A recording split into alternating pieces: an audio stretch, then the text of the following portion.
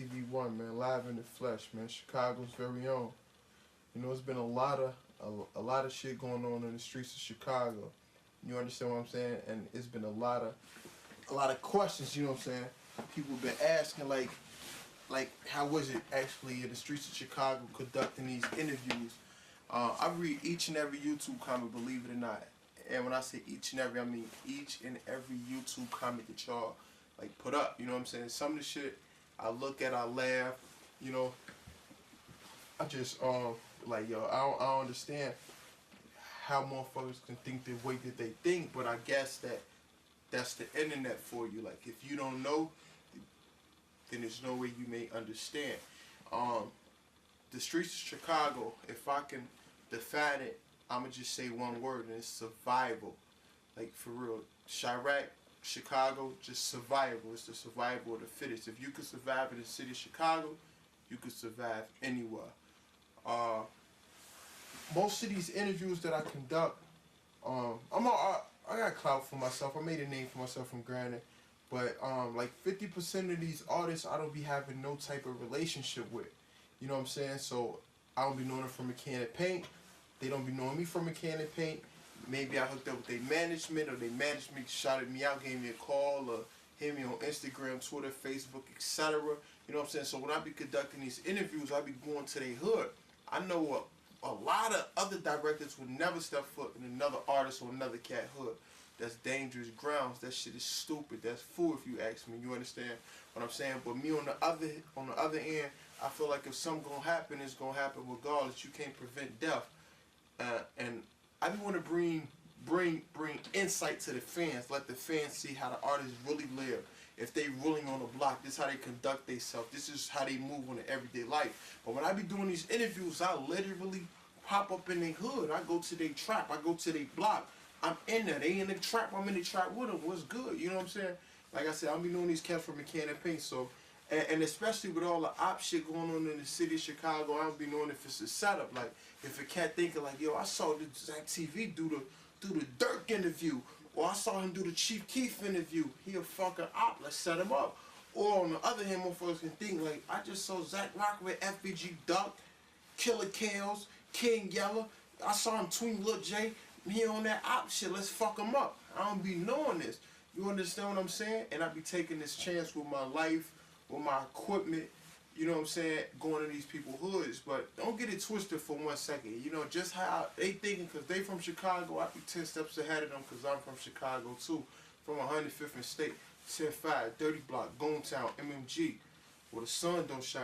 So when I be doing these shits, I be on my 1-2 shit. Like, I be holding the cannon in one hand, and I be holding the cannon in the other hand. Because anything could pop off. You understand what I'm saying? So you just got to be prepared. I'm from the city of Chicago, man. To be aware is to be alive. You know? So I'm just aware of my surroundings. If I don't got it, best believe somebody that's with me got it. Every interview I ever conducted for these past 3, 4, 5 years, I've been strapped except for 2 of them. And it was both interviews in the O, in the middle of O-Block, man. Shout out to everybody in the O. You do an interview on the O and you strap something wrong with you, man. You gonna get your ass booked, get your ass locked up, man. They got, the O-Block got their own personal security. That shit crazy. And they got the police hot as fuck, Fred smacking the O 24/7. So them 2 interviews is the only 2 interviews I ever conducted without having my hammer on me. You know what I'm saying? But other than that, every interview I'm strapped. So don't get it twisted, man. You run up, get your goof ass smoked. Hey, can you represent my phone ringing, yo? I gotta take this call real quick. Definitely. Alright, well, shit. So I think we can get it started. First off, so why did you call me to do this interview, man? Like what gave you the not the motivation, but what gave you the reason? Like, why did you even call me to do this interview, man? Man, like I hit you up, man. Shout out to you, man. Shout out to Jonathan, man. You going crazy on the pictures and the videography, man. Shout out to my homie Apollo, man, and my homie JD for letting me use their studio, bro. But I called you because some shit happened earlier today, man. RIP OTF Chino. Cool ass dude, 100% businessman. I never once in my life saw this guy drop the rakes, crack the trays, die wide, die five, any of that game shit. Like, this was 100% businessman, and he lost his life, you know what I'm saying, to some fool shit. You know what I'm saying? Like being at the wrong place at the wrong time. And that shit inspired me to go out here and speak to the fans, to speak to the people of Chicago and let them know, man, we got to come together and put the guns down. We would never be on by doing this fool shit. We killing one another for some stupid shit. We just living through the Willie Lynch letter, doing everything that they wanted us to do in the past. We got to be smarter than that, y'all. This shit is crazy. How can we ever get on if we gonna forever hate? That's crazy, man. It's nuts. But he was a friend of yours, or you? Yeah. OTF Chino, that's my homie, man. It's my homie. Cool dude. I met him through. Let me ask you something. Did he have any kids? That you know of? I don't know. I'm just asking. Because if it's a young man who lost his life and he left some kids behind, man, that's fucked up. Yeah, it is. It is fucked up. And to my knowledge, man, I don't know if he had any children. To my knowledge, man, I don't know if if he had any children. I just know he was a family-oriented man. You know, he had family that loved him.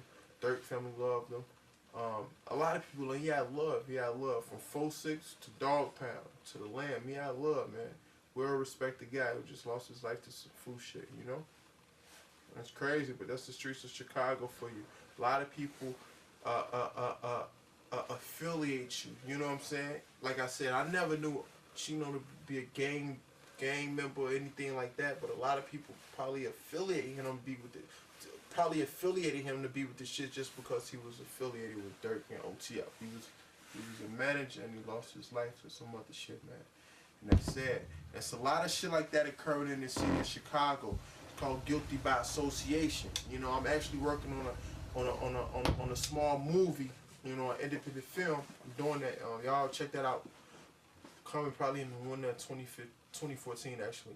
No, 2015. The one that 2015 is called Guilty by Association. But that's real life shit in the city of Chicago, you know what I'm saying? Just because I'm fucking with dude and them. That's a lot of people ask me like, ZACKTV, man, you fucking with the ops, and I'm, what you mean, bro? I'm a businessman. But just because they don't got their hand on right there, think that I'm a BD because all the footage I put out is with the BDs. I'm guilty by association. That's the way that they're assuming it. That's the way that they're looking at it. But it's not that, you know? And people probably assume a lot of other shit. Like, they're innocent people get killed on a daily basis in the city of Chicago just guilty by association, man.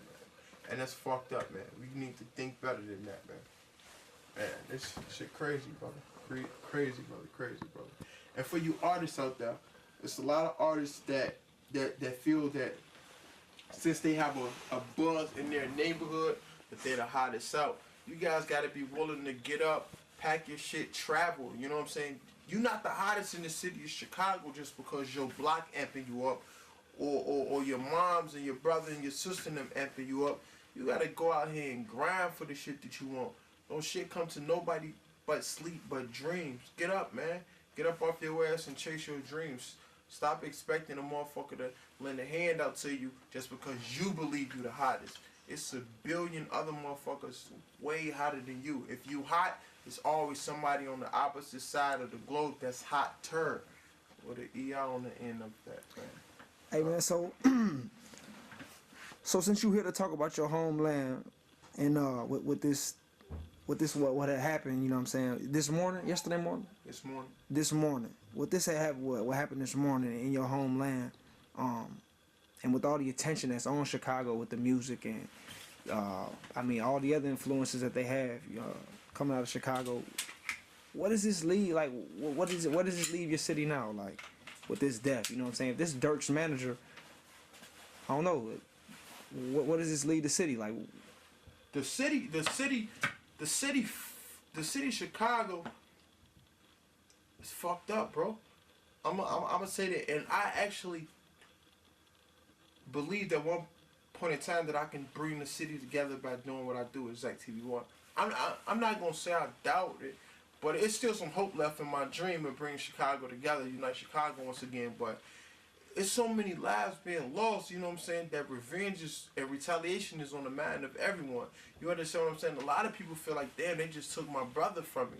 They just took my father, my nephew, my niece, my auntie. I'm not gonna sleep right at night until I realize that one of their members of their side, of their family members is deceased. You understand what I'm saying? So I can preach the word all day and tell them, like, man, I am my brother's keeper. We need to put these guns down and unite. You know what I'm saying? And put Chicago on in a positive manner. You know, Chicago is a beautiful place, bro. But a lot of people that's outside the city of Chicago, when they hear Chicago, aka CHIRAQ, they automatically assume it's a motherfucking war zone. I can't go here and travel or chill. I might get my shit peeled back. I might get killed. Chicago's a beautiful place, baby. We got Navy Pier. We got the White Sox, the Bulls United Center, UIC Pavilion, you know, Millennium Park. That's the shit downtown. And you come on the south side, you got some of the best restaurants in America. Churches. Harold's Chicken, which is my favorite. Go to the motherfucker Harold's Chicken on 87th and the dead round. Get a 5-piece. Fried hard with mouse sauce on the fries, 2 pieces of bread with a great pop. You know, Chicago, the land of Lincoln, baby. Gyros, Italian cheeseburgers. All that. Chicago style hot dog, Jewtown Polish with the extra mayonnaise. That motherfucker musty than the bitch. This is Chicago. It's a beautiful place, but this crime is overwhelming to the people that's outside the city of Chicago. And it's a lot of people in the city of Chicago that's like, I want to leave this motherfucker. This ain't where it's at no more. Because bullets flying 24/7, ambulance sirens 24/7. You can't sleep. It ain't the city of Chicago. It's these dumb motherfuckers that live in the city of Chicago. Everybody trying to get a name for themselves. They want what is called clout. Shout out to the guys that created that, man. They already know where they from and who they is, man. Shout out to them. But a lot of people want clout in the city of Chicago. And these young motherfuckers don't even think about the money that could be made. They're thinking about their clout, their popularity.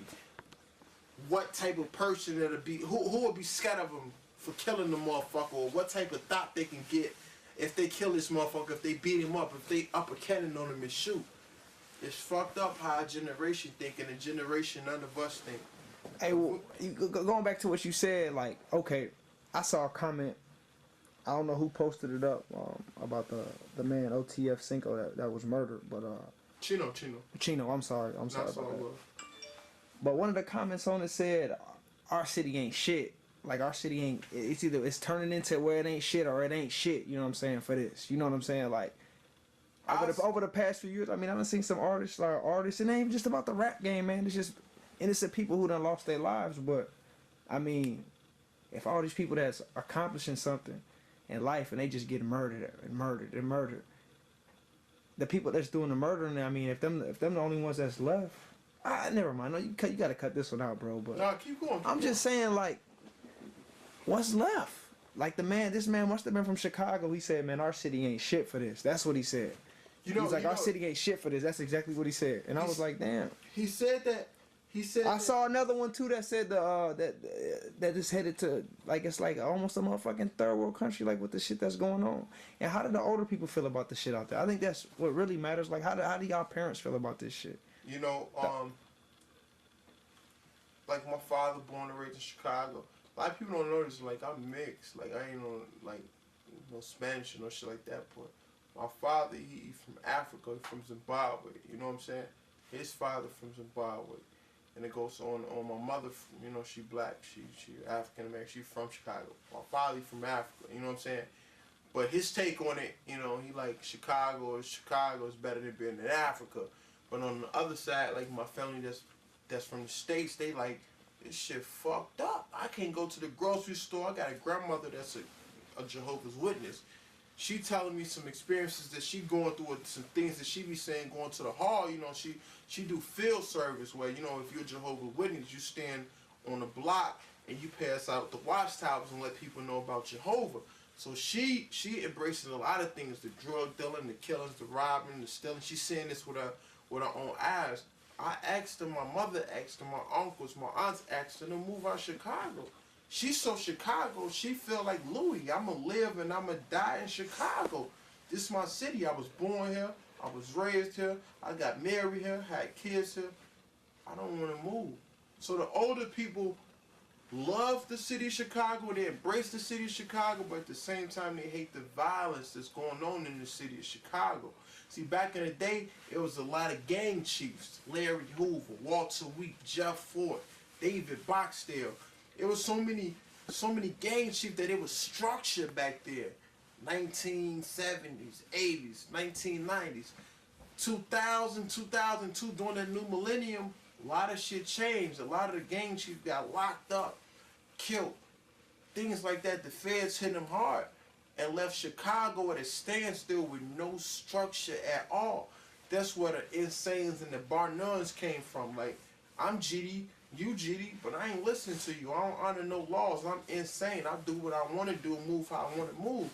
You know, Chicago, it's a billion black gangs. It's a billion. You got a lot of different sets, man. You got different areas in this Terrortown, Motown, Pocket Town, Goon Town, you know, Dog Pound, Lamb Ride. It's different sets, you know what I'm saying?